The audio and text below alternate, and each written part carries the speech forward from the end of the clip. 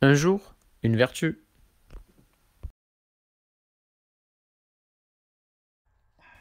Épisode 7. La bienfaisance envers les animaux. L'islam est une religion universelle. Elle ne protège pas seulement le droit des humains, elle préserve aussi les droits de la nature et des animaux. Allah subhanahu wa ta'ala veut que nous aimions et respections toutes les créatures. L'islam nous interdit de faire du mal aux êtres vivants.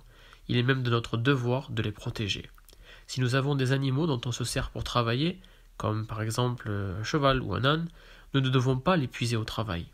Nous devrions les traiter comme nous traiterions une personne. Allah nous demandera des comptes sur notre comportement avec les animaux le jour du jugement.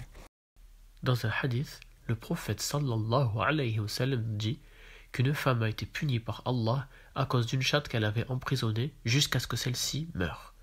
Elle l'a gardée, enfermée, et ne lui a pas donné à manger ni à boire. Elle ne l'a pas laissée partir pour qu'elle puisse se nourrir des bêtes de la terre. En revanche, Anas ibn Malik, l'un des compagnons du prophète sallallahu alayhi wa sallam, nous dit: un jour, alors que nous étions en train de voyager, nous avons trouvé un endroit où nous reposer.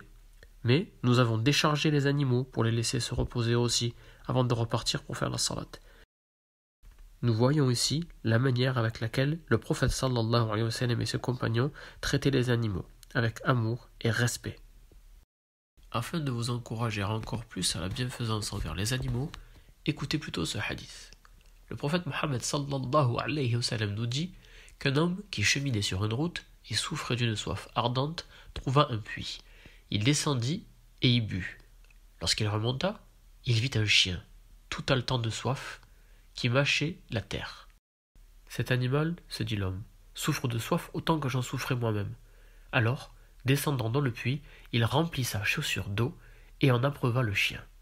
Allah le récompensa pour son acte et lui pardonna toutes ses fautes. Les compagnons qui avaient entendu cette histoire dirent: « Ô messager d'Allah, aurons-nous une récompense pour ce que nous ferons pour les animaux ?» Le prophète sallallahu alayhi wa sallam leur répondit: « Il y a une récompense pour le bien fait à tout être doué d'un cœur sensible. » Allahu Akbar, Allahu Akbar.